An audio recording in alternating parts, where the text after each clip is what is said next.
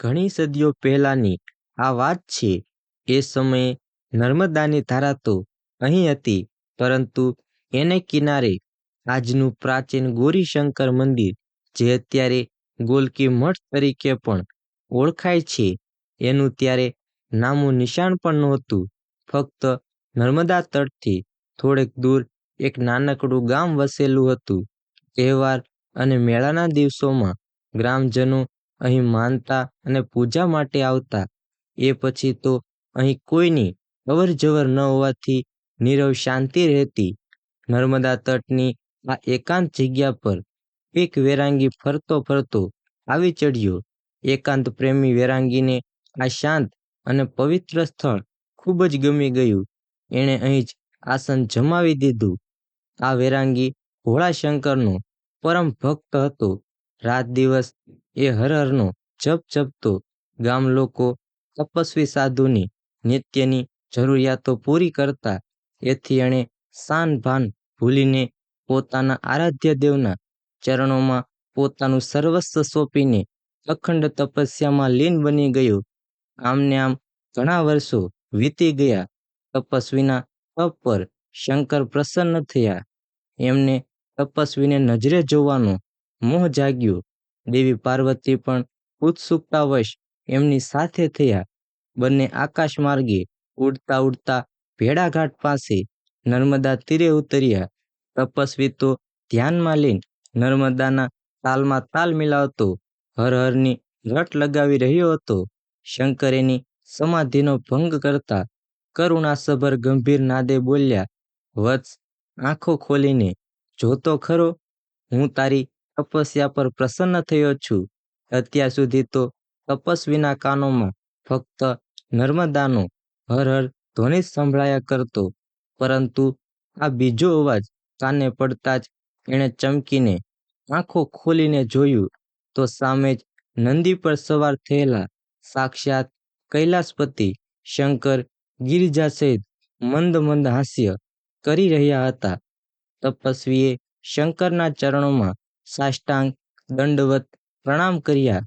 શંકરે એને પ્રેમપૂર્વક ઊભા કરતા કહ્યું, વત્સ, તારી ઉગ્ર તપસ્યા જોઈને હું તારા પર અતિ પ્રસન્ન થયો છું. આજથી તું મારો શ્રેષ્ઠ ભક્ત છે. ચાલ, કૈલાસમાં તારી રાહ જોવાય છે. તપસ્વી આજે ધન્ય બની ગયું. શંકરના નિકટમાં વસવાનું અપૂર્વ સદભાગ્ય એને પ્રાપ્ત થયું. એ કૈલાસમાં જવા તૈયાર થયો. ત્યાં જઈને એકાએક પોતાની સેવા કરનાર ગ્રામજનો યાદ આવ્યા. એ જબરી દ્વિધામાં પડી ગયો. આ જોઈ શંકર બોલ્યા, વત્સ, તું શા વિચારમાં પડી ગયો? કોઈ ચિંતા હોય તો ખુશીથી કહે. તપસ્વી બંને હાથ જોડીને બોલ્યો, પ્રભુ, અભય વચન આપો તો એક વિનંતી કરું. શંકર અને પાર્વતી એકી સાથે જ બોલી ઉઠ્યા, હા હા, જલ્દી બોલ, અમારું અભય વચન છે. તપસ્વી કહે, ભગવંત, મારી આ વર્ષોની તપસ્યા અહીંના આ ભાવિજનોના કારણે જ સફળ થઈ છે. મારી તપસ્યાનું આજે જે ફળ મળ્યું છે, એમાં એ લોકોનો પણ મોટો હિસ્સો છે. એ લોકોને પણ આપના દર્શન થાય તેવી મારી ઈચ્છા છે. શંકર બોલ્યા, તારી પરોપકારની ભાવના જોઈને અમને ખૂબ આનંદ થયો. જા, જલ્દી એ લોકોને બોલાવી લાવ. તું આવીશ ત્યાં સુધી અમે બંને આ જ સ્વરૂપમાં અહીં તારી રાહ જોતા ઊભા રહીશું. શંકરને પ્રણામ કરીને તપસ્વી ઉતાવળો ઉતાવળો ગામ તરફ જવા લાગ્યો. એ મનમાં વિચારતો હતો, શંકર કેટલા બધા દયાળુ છે. એમણે મને વરદાન આપ્યું છે કે હું ન જાઉં ત્યાં સુધી તેઓ ત્યાંથી ખસશે નહીં. આ વિચાર આવતા જ જાણે એના પગમાં બેડીઓ પડી ગઈ. એની ચાલ ધીમી પડી ગઈ. એ ઊંડા વિચારમાં પડ્યો. હું જ્યાં સુધી નહીં જાઉં ત્યાં સુધી શંકર પાર્વતી એ જ સ્વરૂપમાં ત્યાં રોકાશે. જો હું ગ્રામજનોને સાથે લઈને પાછો જાઉં, ફક્ત આ ગામના લોકોનું જ કલ્યાણ થશે. પરંતુ જો હું પાછો ન જાઉં તો આ ગામના લોકો જ નહીં, પરંતુ જે લોકો અહીં આવશે એ તમામ એમના દર્શન કરીને પાવન થશે, એમનું કલ્યાણ થશે. કેટલીય સદીઓ સુધી લોકો ત્યાં જશે અને એમના દર્શનનો લાભ ઉઠાવશે. આમ વિચાર કરી તપસ્વીએ એક ક્ષણ આકાશ તરફ જોયું, જ્યાં એને માટે સુખનું સામ્રાજ્ય હતું, અને બીજી ક્ષણે એને દુનિયા તરફ જોયું, જાણે દુઃખી પ્રાણીઓ એના બલિદાનથી કલ્યાણ મેળવી રહ્યા હતા. ત્રીજી ક્ષણે કોઈ દીધવા વગર હર હરના ગગનભેદી નારા લગાવતો એક ઊંચી ભેખડ પરથી નર્મદાની ભીંડી ધારમાં તપસ્વી કૂદી પડ્યો.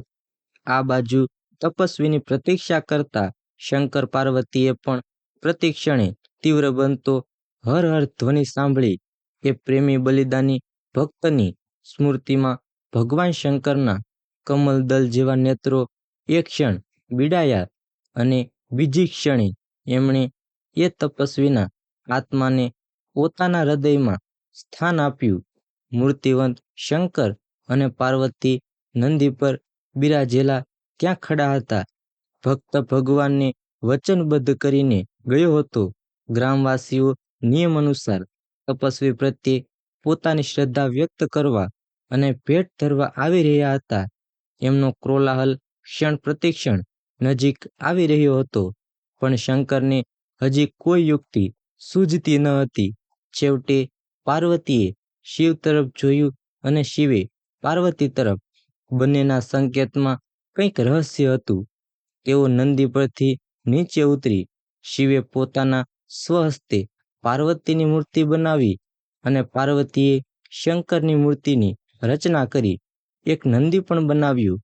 એ નંદી પર એમણે એ મૂર્તિઓની પ્રતિષ્ઠા કરી, અને સૂક્ષ્મ રૂપે તેઓ તેમાં સમાઈ ગયા.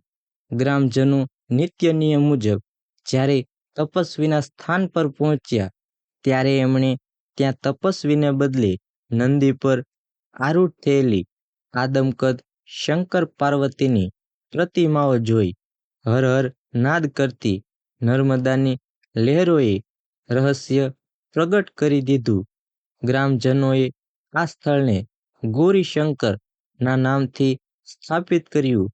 કાલાંતરે દક્ષિણમાં કલચુરી સામ્રાજ્યની સ્થાપના થઈ.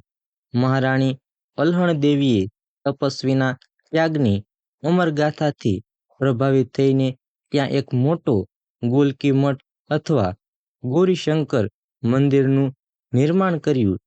એને એમાં પેલી પ્રતિમાઓને સ્થાપિત કરી. સમયની ફેરબદલીમાં ગોલકી મઠ તથા ભેડાઘાટના અન્ય મંદિરો વિધર્મીઓની વિનાશકારી વૃત્તિનો શિકાર બન્યા. પરંતુ કેટલાય આક્રમણકારીઓના હુમલાઓ થવા છતાં પણ હુમલાખોરો નર્મદાનો એ હર હર ધ્વનિનો નાદ ન મિટાવી શક્યા, કે ન તો એ તપસ્વીના અમર ત્યાગની કહાણી સંભળાવતા એ ગૌરીશંકરની મૂર્તિઓનો નાશ કરી શક્યા. આજે પણ એ અનામી તપસ્વીની યશગાથા ગાતું ગૌરીશંકરનું મંદિર ભેડાઘાટ પાસે હયાત છે. નર્મદા મૈયાનો હર હર શ્રદ્ધાળુઓ યાત્રિકોને જરૂર સંભળાય છે. તો મિત્રો, તમને અમારો વિડીયો પસંદ આવ્યો હોય તો વિડીયોને લાઈક કરો, શેર કરો, અને ચેનલને ખાસ સબસ્ક્રાઈબ કરવાનું ભૂલશો નહીં મિત્રો.